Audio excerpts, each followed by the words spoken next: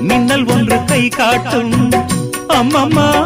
என்னைத்தான் ஆசைகளில் நீராட்டும் எனக்கும் உனக்கும் இருக்கும் நெருக்கம் இளமை தொடங்கி முதுமை வரைக்கும் இரவும் பகலும் உறவை வளர்க்கும் இடையில் இருக்கும் தடையை தகர்க்கும்